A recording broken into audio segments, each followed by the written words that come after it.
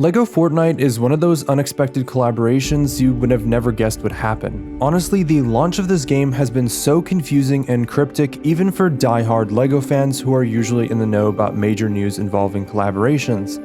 I don't really want to say that the secretive nature of the game ruined its momentum, because clearly that's not the case, but I still think that the secretive and unclear nature of the launch didn't really help with establishing the identity of the game. I still have to tell people that no, LEGO Fortnite is not just the Battle Royale mode but reskinned as LEGO. It is a fully fledged survival multiplayer experience that's anything far from the Battle Royale game mode. Before I get too deep into what I have to say about this game, I just want to clarify that you're hearing this review from someone who's more of a LEGO fan rather than someone who is generally into the mainstream gaming niche. I am by no means a video game review channel, but I do feel like I have a lot to say about LEGO Fortnite from the perspective of someone who's followed this company for over a decade and have experienced countless other LEGO-related video games within the product ecosystem. LEGO video games have always been a hit or miss. I can cite so many examples of both successful and unsuccessful LEGO video games from all sorts of IPs and licenses. What comes to mind first is LEGO Star Wars with the 6th entry in the series, the Skywalker Saga, which saw some moderate success but overall seemed to feel as wide as an ocean but as deep as a puddle. I think this has to do with Traveler's Tales facing massive time constraints and in recent times their record of having the inability to create a fleshed out and improved reimagining of the previous games. In some ways, I think that LEGO Worlds seem to suffer from the same criticisms with its planetary visiting system while also feeling like a generic forgettable experience at best. I want to revisit the topic of LEGO Worlds later on in this video, but I wanted to mention one more example just briefly before I get to what you all are here for. I feel that LEGO has built a reputation of fair criticism over its treatment of their own original work from both their mainline products all the way down to their video games. LEGO does not handle games as a service very well. They discontinued a fairly large MMORPG, LEGO Universe, just 2 years into the game's lifespan simply because the optional in-game subscription wasn't being picked up by enough players. You might think this is a one-off fluke, but I completely disagree. Just this year in May, LEGO 2K Drive was released and was met with a lot of backlash regarding its extremely predatory microtransactions for what is essentially a game marketed towards children ages 10 and up. The contents of both of these games weren't bad, but ultimately the monetary systems that were part of these experiences ruined these games. Creating video games, more specifically LEGO video games, is a delicate process of understanding and knowing your target audience well. Despite the challenges posed by time constraints, shallow game design, flawed monetization systems, mismanagement of resources, or a myriad of unforeseen issues that may hinder the development of a game, I would argue that crafting a genuinely bad LEGO game is more challenging than creating a mediocre experience. While LEGO video games often stand on solid foundations, the development of these games sometimes introduce negative and predatory attributes that can compromise the overall experience of an already good game. But I want you to take all of this and apply it to what I have to say about LEGO Fortnite. Will this game succumb to the pitfalls of negative game design, or will it emerge as a well-respected and highly regarded title? That question isn't so straightforward. It has a lot of nuance to it, but it all boils down to how the developers over at Epic handle this criticism.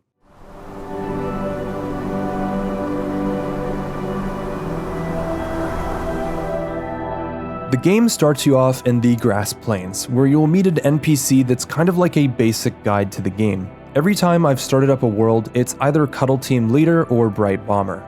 I'm not really sure what decides this, but it seems like it's a 50-50 chance. From there, you're given general advice on what to do. Pretty much everything that you're told by the guide is to make a shelter, some tools, and create a village square. These are things you can knock out within the first 15 minutes of the game. I think they did a pretty good job at making the guide an optional interaction. You can't exactly turn off the NPC guide from the world creation menu, but I didn't really find it to be a problem because there never was a hard-coded reason to have to talk to the guide. You could go the entire game without ever speaking to the NPC again, and they will just disappear off the map after you've progressed far enough anyway. Speaking of progression, that's going to be something that you'll find being very slow, especially if you're new to the game, because besides the basic advice that's spoon-fed to you, you aren't really given an objective or task to guide you throughout the game. I understand it's a survival sandbox experience, but in other games like Minecraft and Valheim, there are certain cues that are given to you within the game's design that nudges you in the right direction. You'll either be spending most of your time gathering basic materials for new items, adventuring out into the wilderness, or spending time item hunting.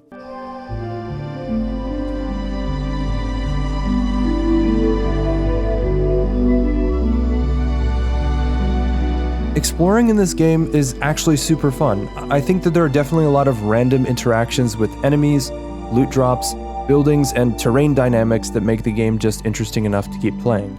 LEGO Fortnite is a beautiful game graphically. I don't know if that's always been the case, or if it's that I don't notice it normally while playing Battle Royale because of how high stakes the pressure is, and that I don't really get to enjoy the game's serenity. LEGO Fortnite takes full advantage of the capabilities of the Unreal Engine, and playing the game at 2K with an RTX 4090 is such a smooth and beautiful experience.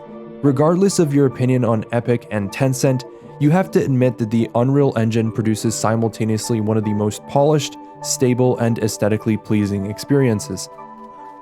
Unfortunately, these moments of peace are ruined adversely by the number of mobs that you encounter when trying to explore. I don't want this to sound like an unnecessary nitpick, but really, if you play this game for yourself, you will find it very annoying when enemies start to spawn in front of you and you have to either sacrifice the precious duration of your weapons or outrun the mobs until they become disinterested. The game really struggles with giving you enough peace to explore the world. There's never a small recession. There is always an enemy to fight off at every inch of the map. Even in your village, you can't camp out safely for the night. There's going to be a horde of skeletons that will be aggravated by the villagers, and by the time the sun rises, you'll see tons of bones strung across the village.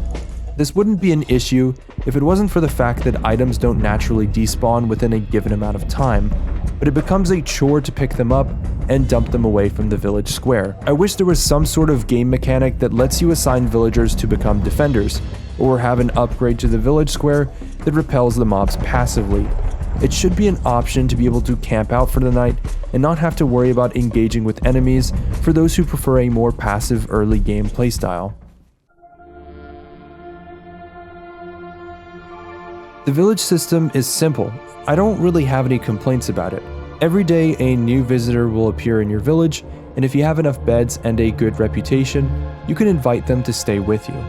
Players have the ability to assign various tasks to villagers, such as tending to crops, passively exploring the world, and the most useful feature, adding a follower to the party. This follower serves as a valuable companion, assisting in the collection of resources and fending off hostile mobs. A lot of the mechanics of villagers remind me vaguely of Animal Crossing and the novelty of being able to recruit villagers to live on your island. Early players won't have a lot of materials or structures unlocked at the start to build with. There are options for pre-constructed homes, as well as the individual parts so you can make your own floor plans. Base building is super satisfying, and I liked being able to go from owning a small shack to having an entire square of homes. Although there is a lot of room for improvement, as there aren't all that many decor options, and I found the building system to be finicky at times. Besides base building, you can unlock the ability to obtain dynamic platforms, which are used to create simple vehicles to transport yourself across the map much faster than by foot.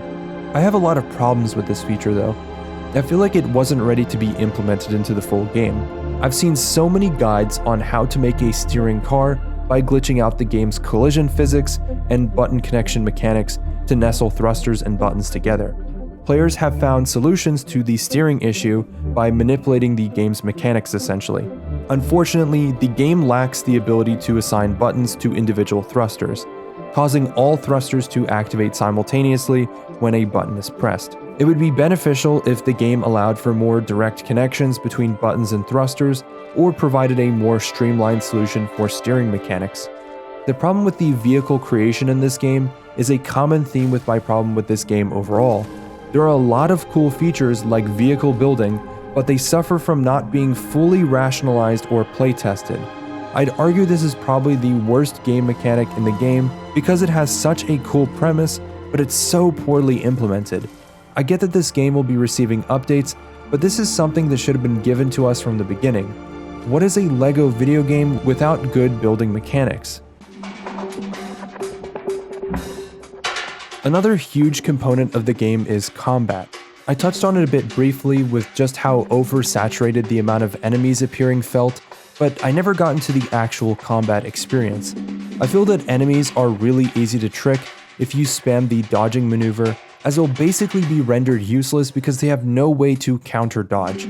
A lot of the times when I want to step away from the game, I find myself having to stand atop high areas to keep myself away from mobs that like to spawn in. This works for most enemies besides rollers and some skeletons, as they can always kick up projectiles at you. There's other ways to defend yourself passively, like creating totems to increase your max health and resistance to biome temperatures. Speaking of rollers though, enemies that you will encounter throughout this game will range from skeletons, wolves, the occasional group of scavengers, as well as brutes. Now that I think about it, there is a surprisingly limited amount of enemies actually. Every single enemy from biome to biome is essentially a reskin of each other, but having some slightly different behaviors than the others. Skeletons have some interesting abilities, some are just basic grunts, others will fire arrows, hurl rocks, or sling dynamite at you. I have this extremely insane clip of me running around a horde of dynamite slinging skeletons, slowly having myself and my follower pick them off. This was captured while in one of the more difficult cave systems, which I will get more into later. Wolves aren't all too special. They seem to be able to chase you much faster than skeletons can. There are 4 different reskins of the wolf from different biomes, as well as there being a unique skeleton wolf that can be found only in ice caves. Rollers are the most annoying, but aren't really all that difficult of a mob. The trick is to pull up a shield and deflect their rolling attack. This places them on their backs, which makes them susceptible to twice the damage. You're going to need to take out a lot of these guys because they're essential for a lot of different useful crafting recipes. There's also random tribes of humans and humanoids that camp out at different abandoned buildings and are reskinned based on the biome they appear in. Brutes are by far the most difficult enemy, and they also scale up by their respective biome. Currently, the most difficult to defeat enemy appears to be the Snow Brood, as it deals the most damage and has the most health of all the mobs and enemies. This is unfortunately the closest thing you'll get to some sort of boss fight. There is no grandeur or fantastical enemy to fight or summon. Every survival game has summonable or encounterable fights with large enemies. I wish LEGO Fortnite would do the same, because it feels like it leaves players completely dumbfounded on what to do next. There's a lot left to be desired, and I can't help but to bring up the game trailers that were showcasing entire villages of people carrying trays and working jobs in different massive cities. This is nowhere to be found in the actual game, and I think it would be a huge update to add NPC-based villages to the game. Having a market to barter with, the chance to settle down for a little bit and wait out the night from mobs, or maybe to take a second to chat with the people in the village and see if they can give you some cool blueprints or recipes. In the same way, I'd also like to see large enemy factions that you can raid with much larger encampments, armed to the teeth, and city walls filled with difficult to obtain but worthwhile loot. I've noticed that over time, a lot of the game difficulty is really just a bunch of inconvenient tasks that throw you into a loop of, you have to go to this biome that is extremely far away with enemies that are just ever so slightly harder to defeat than in the previous biome you've been regularly traveling to. The game subtly informs you of this by amping up the temperatures of the biome, spawning more difficult enemies, and with resources that can't be harvested with inferior items. The natural flow of the game revolves around obtaining different ores and resources from lower level biomes in order to explore the higher level ones. The core progression is heavily dependent on successfully navigating and adapting to these biome shifts. Regardless of the seed you spawn in, it's always going to be in a grass biome because anywhere else would soft lock your progress. The core gameplay is driven by this limitation, and you will constantly think within this box. It's not extremely unpleasant, but it also isn't all that fun either to be constantly reminded that you're freezing to death or you're too hot to enter this biome. You might think that with all of the heavy-handed criticism I've given the game, that I might have not enjoyed my experience. Honestly, it's the opposite. I think LEGO Fortnite is heading in a good direction, and sure, the game is not in a finished state or matured with enough updates to be able to fairly judge the quality of the overall game, but I still think it's useful to know what you're getting into. There are a lot of positive signs that point to the game having a promising future. For one, it has an unprecedented high player count for a game mode that isn't Battle Royale, so clearly players are looking past a lot of these issues. I also think that LEGO was smart for handing over their IP rights to make a game with Epic. Previously, I mentioned towards the beginning of the video that LEGO has given a lot of subpar and mismanaged game studios the rights to publish games under their name, and a lot of them have ruined otherwise solid games just on the basis of their monetization model. Fortnite has one of the least abrasive business models with the sale of their in-game currency to purchase optional skins and cosmetic battle passes. The majority of these skins have been added to LEGO Fortnite as well, so that's a bonus for established players who have a large library of skins to choose from. LEGO doesn't have to worry about propping up the game with their own funds and run the risk of the game failing. They can just offload those logistics to Epic because they've already perfected in-game purchases. Although that does make me wonder how LEGO makes their money with a free game mode. In-game purchases don't have a unique LEGO section yet.